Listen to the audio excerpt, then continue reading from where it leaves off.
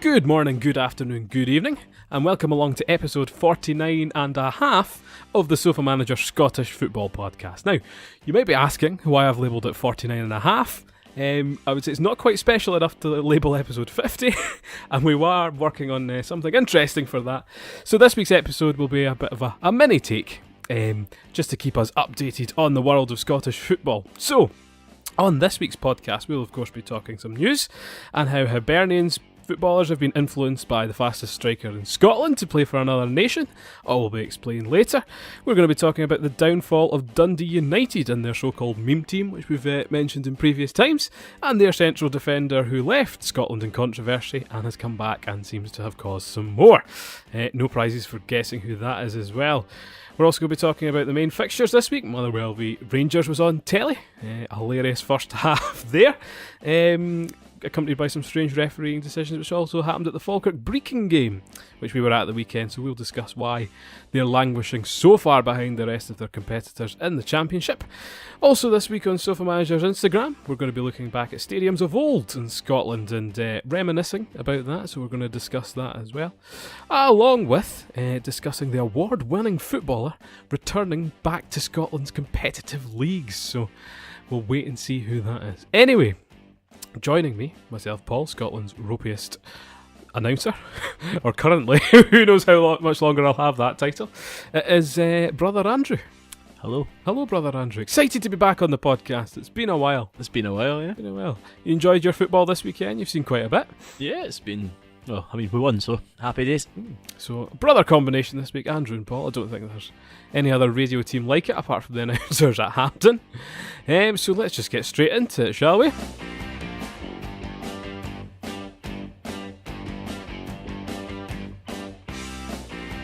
So, first things first, the news. And I've said that Hibernian football has been persuaded by the fastest player in Scotland. Who do you think that is? Fastest player in Scotland? Fastest player in Scotland. I'd say McMullen. You'd be incorrect. Jamie McLaren of Oh. Hibernian. McLaren, sounds like the Formula 1 team.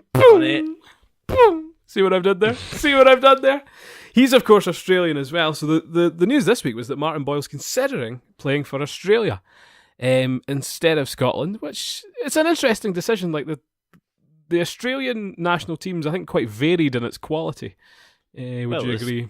I'd say it's a one-man team. It's Tim Cahill. Tim Cahill. He's no longer really playing. I think he came out of retirement to play in the last World Cup. Did he? I think this is the last one he plays in. Well, you look at, Scotland have had quite a successful period in that national team with the likes of Scott McDonald, and I think Rogic is quite a regular. Yeah. Where Boyle would fit into that, I don't know. I mean, he's out wide, so it's not exactly... If you could try and name three good... Well, maybe one good Australian winger, could you do it? No, I couldn't. No. So, it's one of those where Martin Boyle, he is quite good. Yeah. And he could just slot in, so... It'd be good holidays as well. It'd be a nice, friendly fixture period. It's a long flight, but... Yeah, but it's one of those, the jet lag's a bit of a nightmare, but... I think the boy McLaren at Hibs has been in his ear, and maybe he's been a bit miffed that, McGeoch and McGinn got picked, and he's been kind of overlooked for that role. True. He is Scottish and not English, isn't he? He might be English, but it's be one of them, he would never get played, Pretty so sure. if he's got any heritage, he'll take it. Rumour was this week as well that McGeoch and McGinn might be on the move come the end of the season. I think McGinn would be the most likely. I know McGeoch. I want to see playing McGinn move just to see if he can prove himself anywhere else. Do you think he would go to the Premier League? Yes. Well, no, not the Premier League. I think he'd go Championship. Maybe a team that's just came up from the Championship might take a chance on him. Mm-hmm. One of them, so... Well, we'll wait and see. They don't want to sell him for any less than $5 million. I could see... A bit hefty for a Scottish footballer. Yeah, but once you look at it, like, the only teams that really look at Scottish footballers at the moment, I'd probably say might go to like a bigger Championship team like Aston Villa, because they're looking at that Jordan Jones as well. I think Jordan Jones is a very interesting prospect. I think his stock's rising at the moment. He's been exciting in the international stage as well as, in our stage. I think there was talk of Malumbu and things like that moving as well. He's brilliant. I would be interested to see where he goes, though, because... didn't really make it in the Premier League before, so does another club take a chance on him, or...? I mean, he's head and shoulders above the Premiership. I mean, he's not the best player in the Premier League. I'd say he's player of the year for me. Really? Because how he plays, it was just when he played against Celtic and when he played against Rangers, you can see the difference that he makes. Like, he was taking, like, for Celtic, he bossed that game. Rangers, he bossed it. He was a real controller, and Kilmarnock, I don't think, have dropped points against Rangers this season. I think they maybe a draw earlier on, but sensational form there. Steve Clark effect. He is a brilliant manager. We've sung his praises a lot on this podcast, but Yeah. he's even pretty chill. Like, Malumbu just wanted to put himself in the shop window. If he goes, he goes. No big deal. They signed a few of their players up. I think Lee Erwin and Rory McKenzie up on longer deals this week. So it's all looking pretty stable. And Boyd isn't going anywhere anytime soon either. I mean, he made Chris Boyd, the one player that was basically done, made him play well. I don't know how you do that. Back from the dead. And again, we spoke about this in the last week's podcast with Sean. I'm a huge fan of Jamie McDonald. I'm pretty sure it's all these ex-Falkirk fans that are just like... No, but the sheer fact is, the Scottish Cup final against Inverness. Well, he was a Falkirk player. And that was the defender's fault. Was it not David McCracken slipped? Right, David McCracken slipped, but he should have taken him out. I blame start off with. I blame the defender. But Jamie McDonald, the way he went for he just palmed it. It was an absolute gift. Any other keeper would have done something different. I would have put Jamie McDonald in the Scotland squad. I really would have. No. What did you make of the Scotland performances, though? Like, the one against Costa Rica, very dull. I thought we made them look like Barcelona. Unimaginative. It was just a bit... It was the fact that we played... What was it, Ollie McBurney? I liked Ollie McBurney. See, I like him, but he just looks like he looks like a very weird footballer because as the way his socks go. You don't like the low sock look? That's very weird. I've not seen that in years. Again, on the Sofa Manager Instagram, I posted about this. Over 100 likes. So a lot of people like the kind of retro style, but a lot of aggressive comments like, nah, hate it. I'm saying it's weird, but I don't... It was just the way the Scotland team played. Like, one up top just really doesn't cut it for us. Well, I think that the service, from my point of view, was terrible. The only outball we really had, I only saw the first half against Costa Rica, was going wide to McKenna. McKenna would then bomb it up to Robertson, and Robertson's by far the best player on that pitch. That's true. And he would try and run down and cross it in, and after a while, that's a bit one-dimensional. Yeah. I know a lot of people were quite big fans of McDonald in the midfield alongside, was it Kearney? I don't think it was Kearney. Kearney was up behind. Kearney came on, but it was McDonald and McTominay. McTominay. I whilst I saw that they're quite robust midfielders, it didn't help us going forward in any way. They're very similar players. If you're going to play both of them, you're going to have something special in front of them. In Scotland at the moment, the only special thing we have is a left back. Well, Tierney, Robertson's playing fantastically well. So two left backs. It's one of those. It's not. Oh, but look at McKenna. McKenna was the standout from those fixtures. And it was pointed out on one of the Instagram pages, actually, the SNS page, that he was struggling to get in the Ayr United team last year. And now you look at him, he's head and shoulders with Scotland. So give him a bit of confidence and he'll run with it. Exactly. I think we can find that Lawrence Shankland could be the next Lewandowski or Neymar, if you go by the Ayr United theory. I mean, their strikers have been head and shoulders above anything. Chucking them in there, miles ahead in League One. So. Both over 20 goals? I think so. Yep. I think so. There's a lot of people like that down there. So, congratulations to them. Also in the lower leagues this week, Dundee United did in fact go ahead and sign Bilal Moshney. Much to our surprise, we thought Ralston would have been the end of that, but no. They did sign Moshney. And on his debut, I think against, was it Inverness midweek? I think it was Queen's. No, it was Inverness. Yeah. Inverness, where they got beaten. Shaba Laszlo wasn't that complimentary. Well, I think death threats were the way he went. What was his comment after the match? I want to kill him. I want to kill him. Now, ironically, Kilmarnock man Lee Erwin, formerly of Motherwell, would probably also kind of share that thought as well after their punch up. But apparently played much, much better today against Morton. Yep. But didn't really work. They another late minute equaliser saw them back in the game. But he was not void of controversy today either. Stoppage time goal from Frank Ross. Dear. bit of controversy in the corner, so he just can't get away from it, can he? I mean, he's like the rock star of Scottish football. You've got to boot a few things before you leave. He's got the long hair. He scored. That's true. He's been involved in a couple of things now. So if anything, it kind of distracts from the problems. That's true. At Dundee United, when you distract from the problems at Dundee United, they're all so bad that we thought we might as well just make it even worse. Yeah. Currently sitting third in the Championship, 48 points, 4 goal difference. How is that even possible? How can you have 48 points and a goal difference of 4? Because Falkirk beat them 5-1. Well, you look at Morton, who are 2 points behind. They've got a better goal difference. Being the South, a few points behind, and goal difference is 0. Looking at Dumbarton and Brechin's goal difference, it's pretty hefty. We'll get to that later. Negative 47, is it? It is. But, with Dundee United, I really think that they could do, what Falkirk have done this season. Because there's no backbone to that team in terms of youth coming through. I think all the experienced players are going to jump ship if they don't go up. Well, the big issue is they've signed a lot of players on one-year contracts. And junk players. The fact that they've got McDonald in there and stuff, if they don't get into the playoffs this year and go up, they're in big trouble next year. Because financially, they've overinvested. Significantly. I bet. Some talented players in there. McMullen, you spoke of earlier, being quite fast. Sam Stanton, formerly of Hibs. Yep. Durnan's been there for a while. I wouldn't say he's a great footballer. Durnan's just huge. Edge and Gelly, bit of a banter player. So really not looking good for them. They're still in the playoff positions as it stands. They've got 2 games in hand, but I think they're going to lose both of them. And then they're going to just keep falling because at the rate they're going at, someone's going to catch them. So do you think, the likes of Dunfermline, Morton, Queen of the South could eclipse them as the weeks go on? Morton, certainly. Dunfermline, again, they are hit or miss. Well, they're sitting in 4th. They're the team directly behind them. Yep. 46 points, only 2 points behind Livingston on 55, so they have a bit of a concussion. They're so high up, they've got sore heads.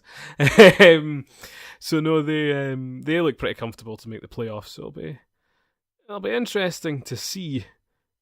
Any of these teams strong enough to go up, do you think? Do you think if Livingston, for example, ended up playing Ross County or... I've seen Livingston play 4 times this year, and I've enjoyed 0 of the games. That'd be because great. It's been one of those, it's been 0-0, 1-0. The one game that Falkirk actually won was a deflected goal from a right-back shot that was miffed, so... I think the Championship's where all the interest is at the moment. Because you don't know who's going to win it. It usually comes down to the bone. Well, we do know who's going to win it. Yeah, well, St Mirren. I think they might scrape top 6 if they keep all their players. I think Lewis Morgan's going to be a bit of a miss, but... Well, he's going. Yeah. To Celtic. Whether he gets loaned back again... I think Celtic should take a chance on him. But again, they've got Rogic, McGregor, both holding the position that he'd take. Well, Rogic, McGregor, you've got wide midfielders, that he'd be competing with as well. No, but I think he's better than Rogic. What? Because... What? No, but the way Rogic plays, the only time he's ever good is if you give him space, aye, he struggles. If you put him under pressure, he does a lot better. Why do you think he does so well under pressure? I think it's one of those, he doesn't if you give him too much time to make up his mind, he can't. Right. Whereas if you get him an impulse, so he's good. He's good in small spaces. Yeah. Why is he so good in small spaces then? A 5-a-side player. Like a 5-a-side player? Yeah. Really? Is that where they discovered him, Andrew? It might have been, yes. Well, somewhere to discover your footballers. But what surprised me about Dundee United was that they got Moshney in as well as Ralston. I thought that it'd be one or the other. Well, it's a bit of a joke, that.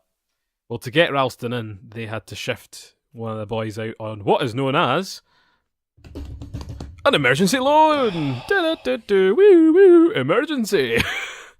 And this has been quite common this year. I think a few of the Rangers lads have just gone out on emergency loan. Yep. Was it Ryan Hardy, or was that during? I don't know if that's emergency. No, I think Hardy went out in the January window. The boys went to League 2. Yep. And then St Mirren let Darryl Duffy go to Clyde in League 2 emergency loan. Not entirely sure. I think so, because he was recalled from emergency loan from Airdrie.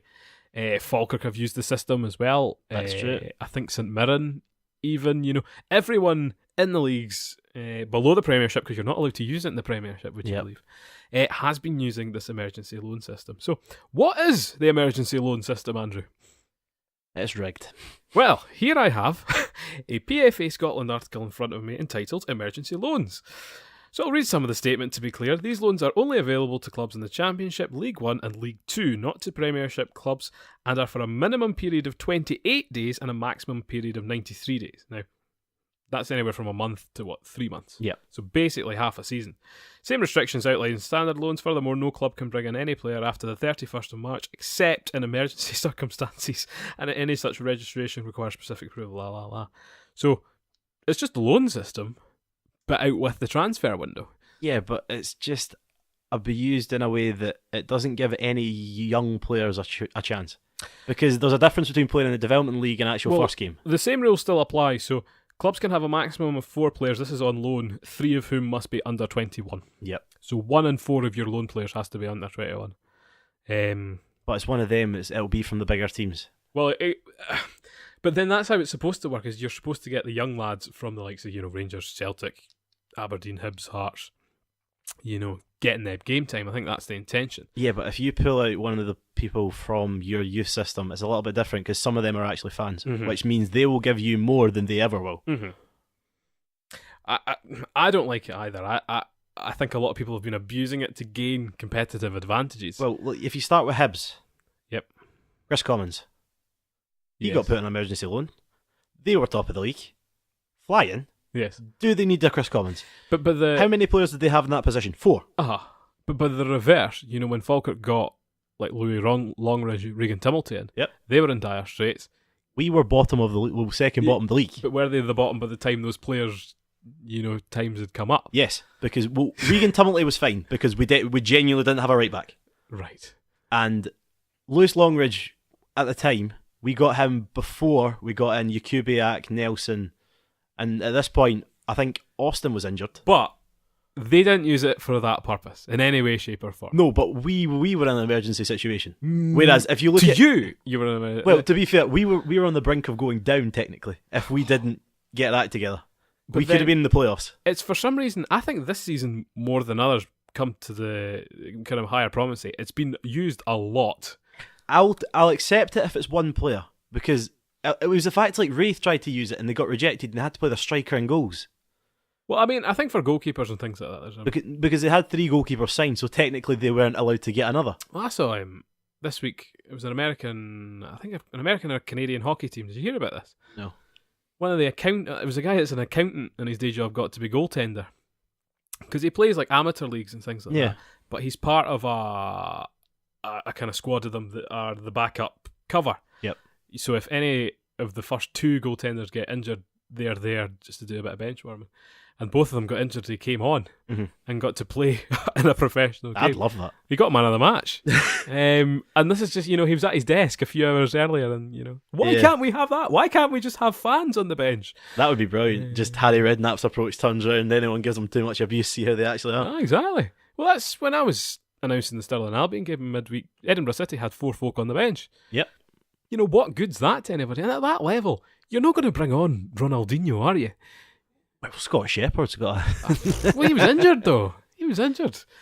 So we could solve it by just letting the fans play instead of getting emergency loanees in. Imagine the fans playing. That would just be a different experience. I would like to see a fans league, actually. The best 11 fans. Well, Falkirk do tend to play Dunfermline every year, which is a rivalry. Yes. So they play the fans, but it was 2 years ago they did it for the first time, and then I think Falkirk got beat like 12-0 or something. So they did it again this year. Well, I think it was last year, but they actually held trials for the fans team. That's how seriously they're taking That's it. That's how it should be. It was, but it was the fact we got hammered the first time, I think. But then why not play friendlies with the first team? But imagine if you had a fans league though. Like if you're playing against everyone, just like some of the travelling would be a bit of a nightmare. Depends when you play it, and depends. Yeah.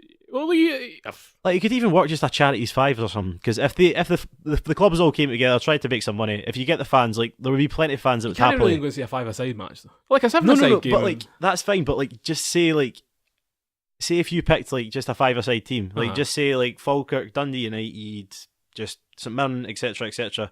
They all had a five-a-side team. You wanted to make some money for charity. It could work out if the fans got it going, but it's one of those you don't really know. I would like to see it happen. We'll entitle it the Sofa Manager Fans League because we came up with the idea. Yeah.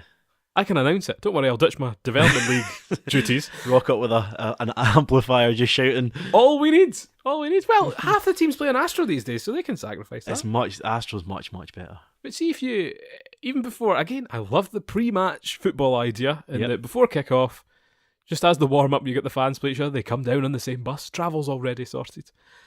I think folk would be more interested in that than they would be in the first team sometimes. There'd be more commitment, that's for sure. There'd be more commitment, there'd probably be more broken legs There'd be a lot as well. of brutal challenges. Because if you get someone Derbies that doesn't know... would be proper. Like, can you imagine a Rangers-Celtic fan game?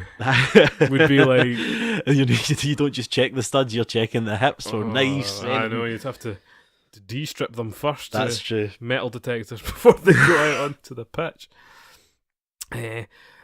So no, how did we get there? Not entirely sure. Championship chatter. Premier League this week. Motherwell, we thought, we're going to beat the Glasgow Rangers, but sadly kind of 2 goals in the second half drew it back level to 2 each. Aberdeen kind of bounced back. Level in points in second with a game in hand. Sad that Motherwell couldn't get all 3 points against Rangers. I thought they deserved it because they hit the corner of the goal 3 times, I think, and the top netting once, which was... I mean, the first penalty for Motherwell, was it a penalty? No, it was very soft. It was one of those, like, he did come from behind, but it wasn't enough. He didn't push him. The guy, he was waiting he for like any kicks contact. the back of his leg. No, he doesn't kick the back of his leg. The Motherwell guy doesn't actually want to run through. He's waiting for any contact, and he goes down under that contact. Yeah. The referee made a few circumspect decisions, I think, against Rangers in particular. It was the second penalty, I think, was just trying to even it up, because the one thing that bemused me is he clearly saw that the Motherwell boy, he took the ball off him, so the ball was at the Motherwell player's feet once Tavernier went down. But the referee then watched him clear it and then blow the whistle and give a penalty.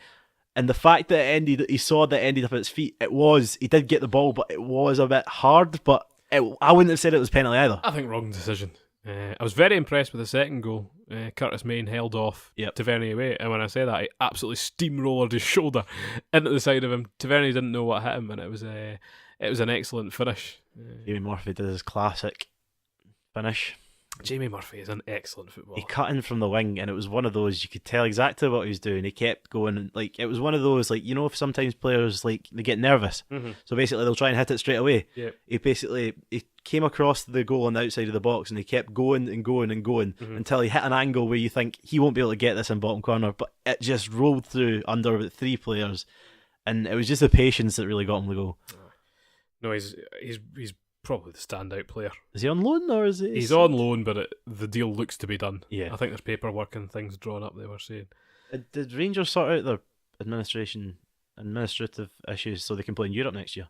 I don't know. Because I read somewhere about that. I've been hearing, you know, a financial loss of 1 million with 18 million in loans. Yep. How well that goes down with financial fair play?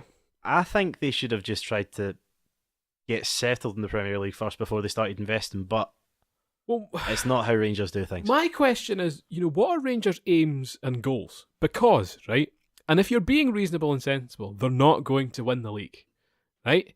You're right. Are they then that fussed about finishing second? I don't know if they are. I think the main aim is to try and beat Celtic. Yeah, I know, but let's be honest, that's not a reasonable aim. That's not an achievable goal. It's just not. That's true. You know, and I think they're much closer this season, but they're much closer because they've spent what must be getting on for £20 million. It's on 2 teams. That's true.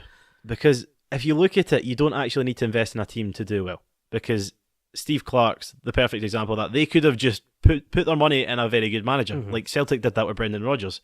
He turned that round. But then he did get a good team, but he turned them into a very, very good team. He got some funding that Dyla never got. They were turning their wheels. But you know, again, there's more question marks around Murty coming around. That can't help the club. I don't think he won't be kept on. But he won't be kept on. But he's made, like, the players that he's brought in, they're good. But but did he bring them in? They're not like left field signings. He's not discovered these guys from left field. You know, no. Jamie Murphy was a pretty safe, you know, bet. Yeah, but at this point, Rangers, Jason Cummings was a pretty safe bet. They need safe bets, though. They don't need to buy flipping anyone. No. They don't have the money. They could have just went through the youth system, but they didn't. But they've got some brilliant youth talent, and they've been quite unfortunate. And a lot of the young guys have been injured. Docherty was another one bought in January as well. Yeah, but Docherty, I'm quite impressed with him. I like him. But you couldn't have waited until the end of the season and sorted something then. Yeah, probably. It's not sensible. It's emotional investment, is what some people. The day that Docherty went to Rangers on Twitter, it was all just the family retweeting about how he was so excited to go and play with Rangers, and that's the squad they're building. Is just a bunch of fans. You know, him, Murphy, Dorrans, Docherty. Oh, sorry, Docherty. Is Dorrans a Rangers fan? Yeah, Dorrans is a Rangers fan. And it's Barton was a Rangers fan.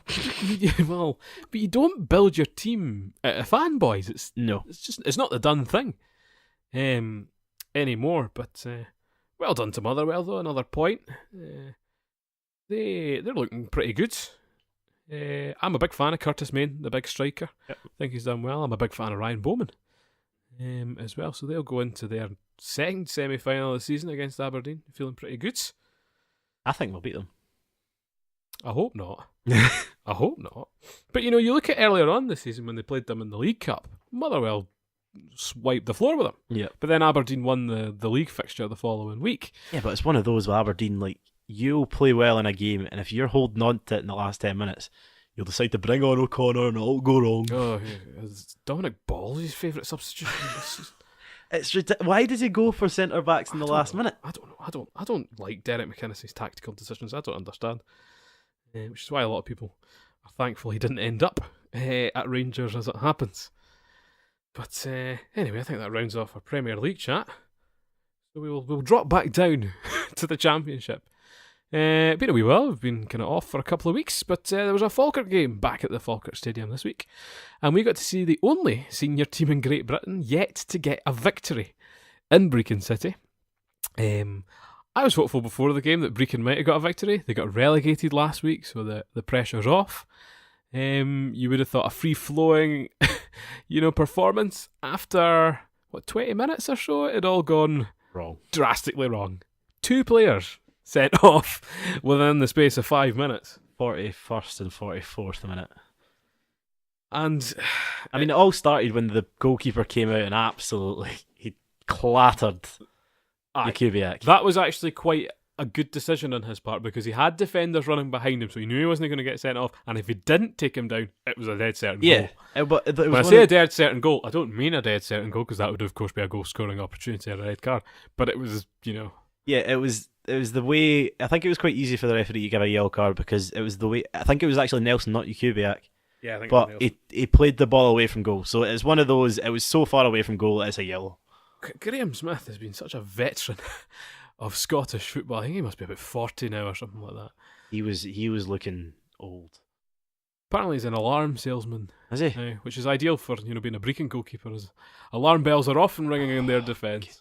But I must admit, I think their defence was awful. Oh, it was dreadful. Well, I mean, the fact that 2 of the 3 centre backs that started both got sent off. Yes. I think the first challenge was definitely a red card.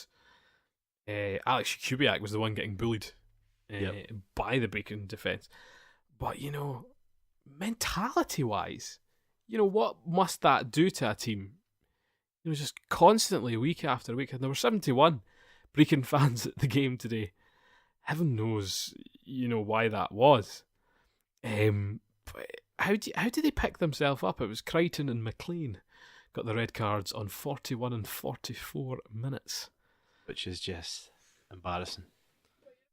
There's losing your head, but you can take the yellow card for that. Yeah. But it just got a bit aggressive. It was. But then, if you don't have ability, that's all you've got left. Mm-hmm. And there must be so much frustration in that team, in that they're trying. And even, Darren Dodds standing on the sideline for Brechin today just looked dejected.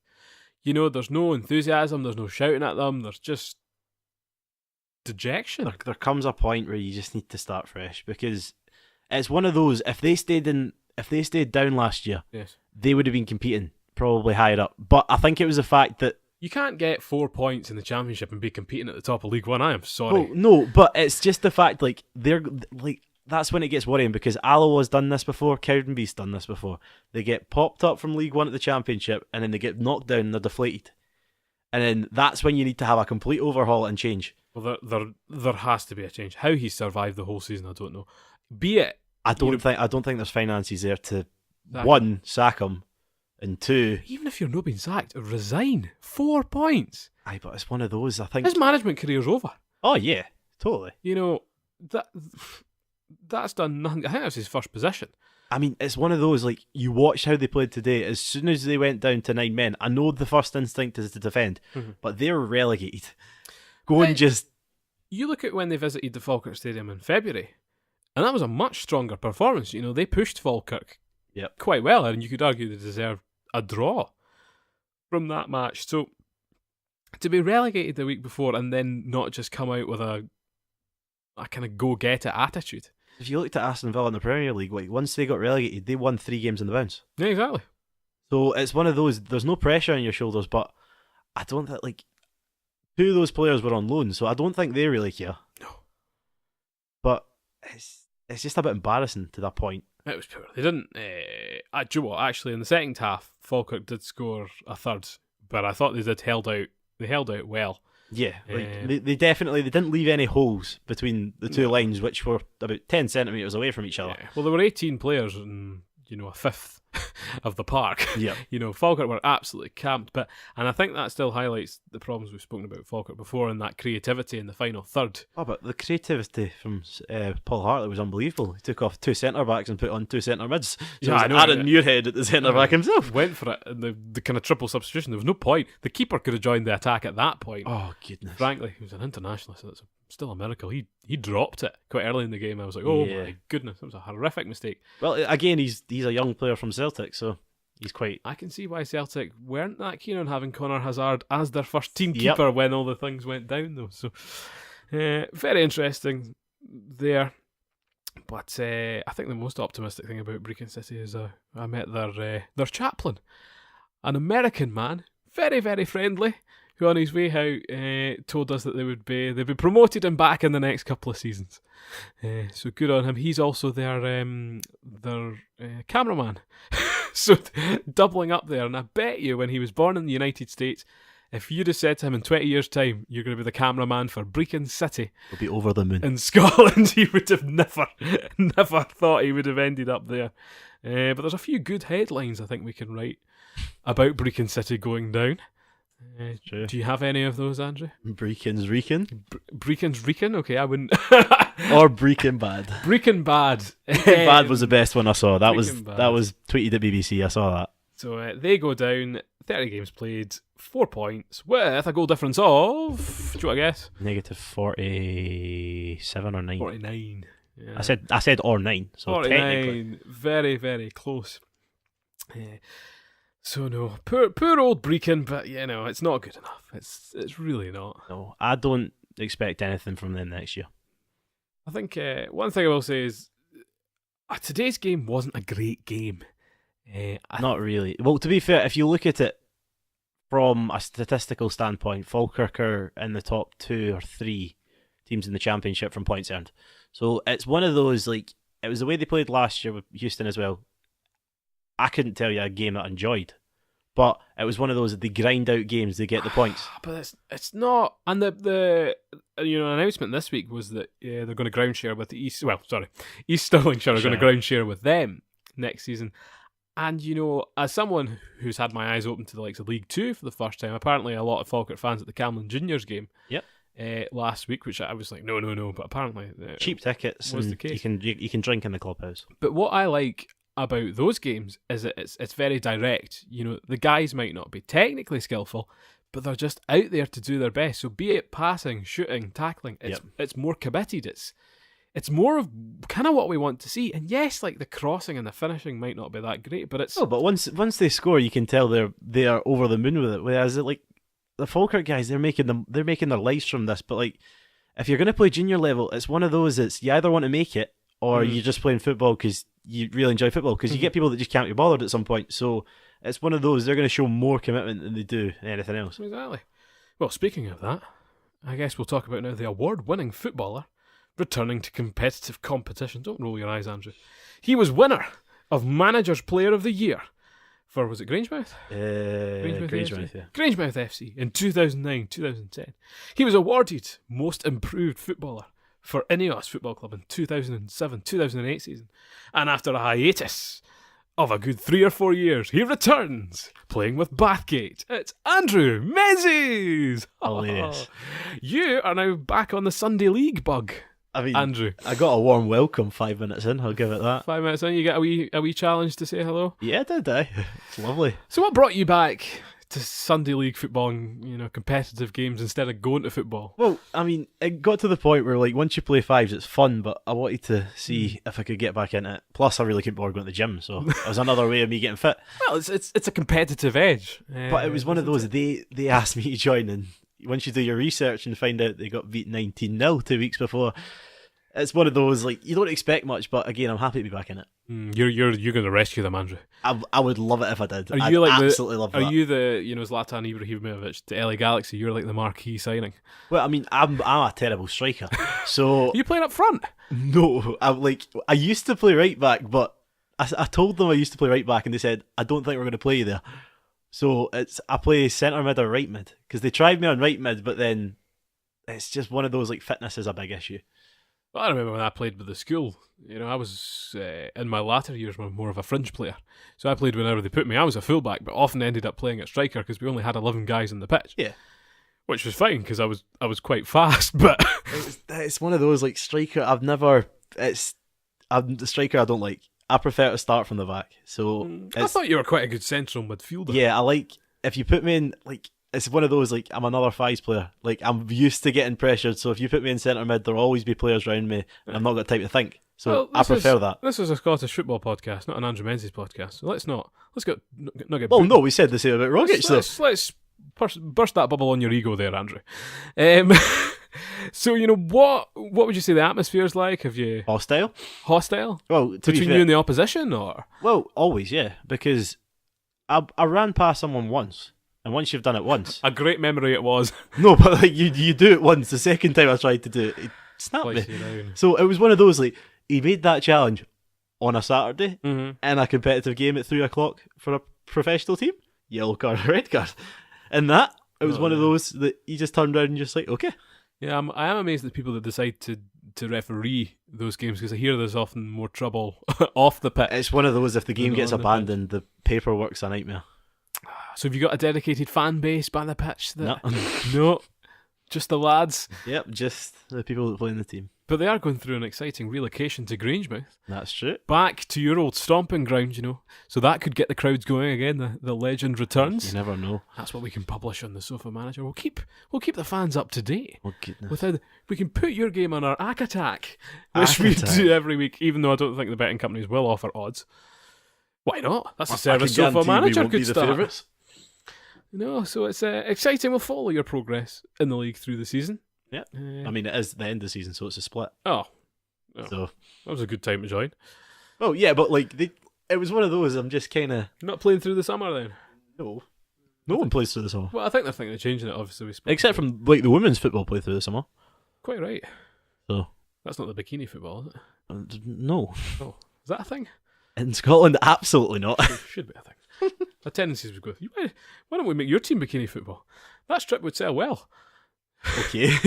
I mean, the strip is the colours of Dunfermline, so I'm not a fan of that, but... Below pars. I I saw, like, what was it I saw? I saw, like, basically all the older football teams, like, they used to do, like, songs and... A choir. Raps. So... Rap. Akin to that John Barnes Yep, bit, Liverpool did the rap for the FA Cup final. Was that the famous single that did quite well? Yeah. Glenn Hoddle was on top of the pops. What else is there? I saw what was it? It was Dunfermline singing the boys from East End Park. Which from watching that video, it was actually very melodic. Again, it wasn't bad. It was like, because one of the, like, when we were chatting about it in work last night, and one of the girls said she had it on vinyl, which was a bit, because she is a Dunfermline fan, so it was one of those. Yeah, I suppose. They used to sell it on vinyls. So I must admit, one thing that winds me up is, see, during like national anthems, of football games. They'll scroll across and see when, right, the players that are singing, half of them aren't. They're just staring deadpan ahead, which I think is ridiculous.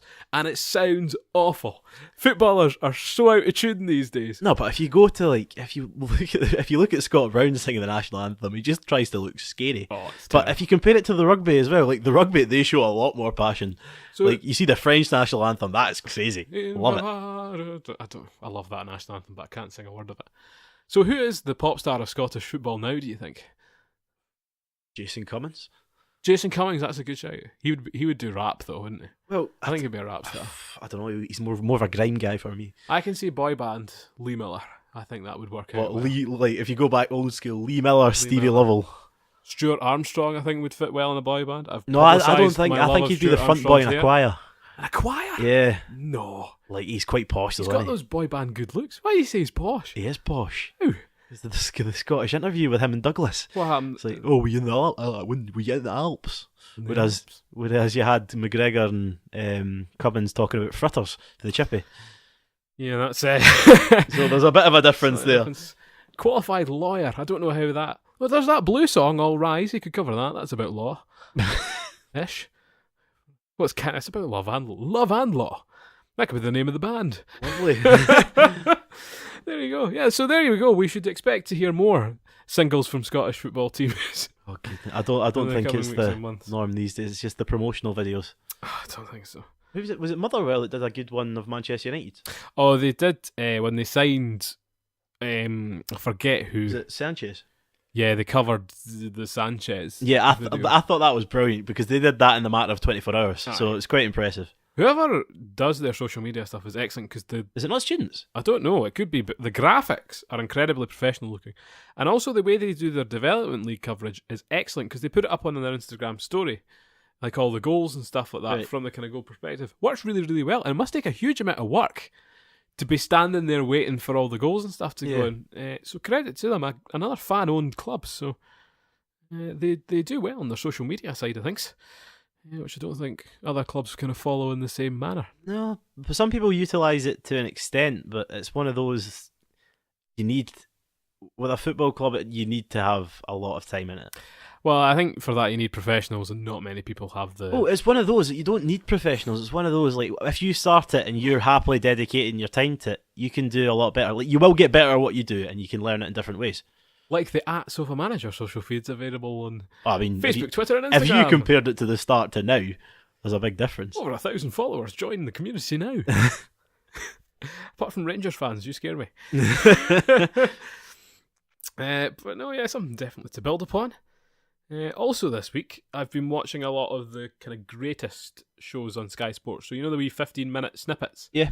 Of like Scottish games. The Scottish games are brilliant because you can see how Hampden was built up over various Scottish Cup finals to what it is, and you see the amazing kind of traits of like Brian Laudrup and Lubo Laravchek and things like that. Now you've got Alfredo Morelos. Well, he's not appeared yet.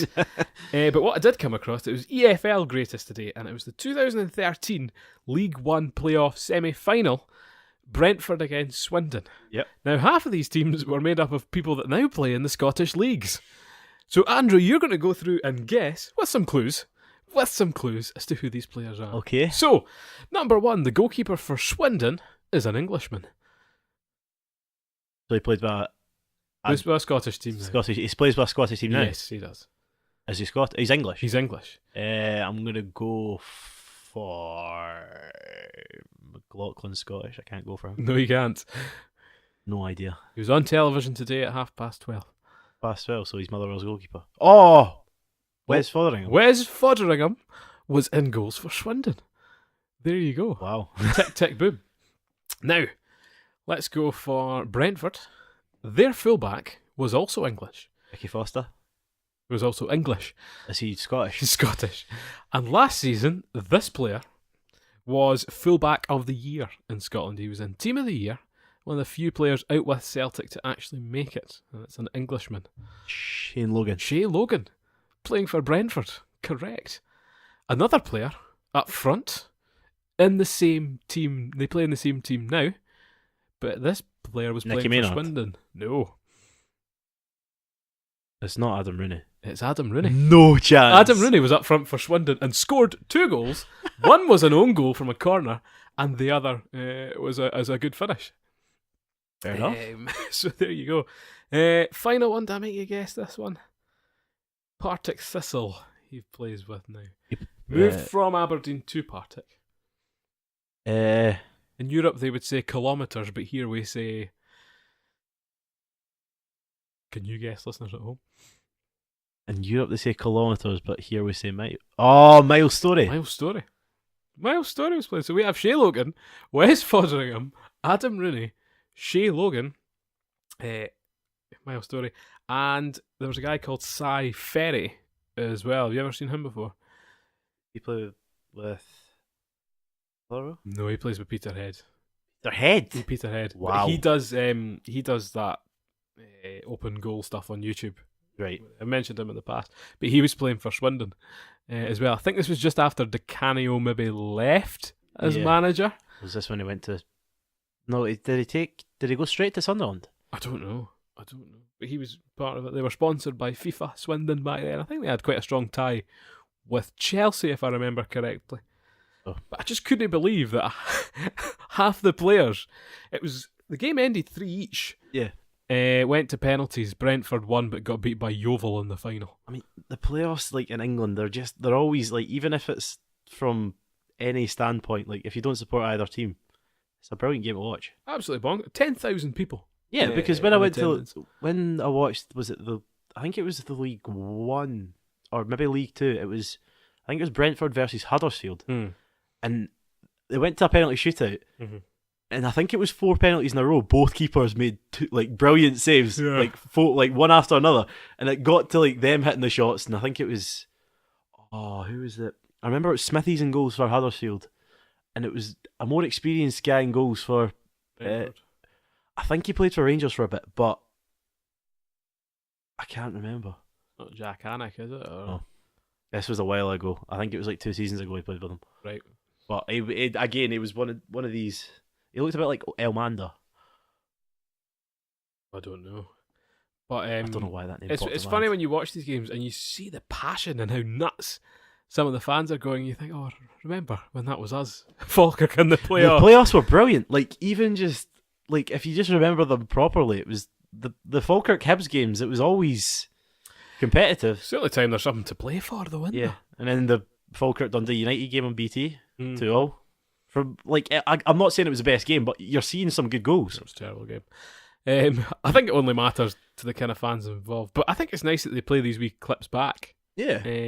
I know the SPFL does really good with that as well. They had the Falkirk Hibs highlights up as well, and the guy waving his scarf. Yeah, the Bob McHugh moment.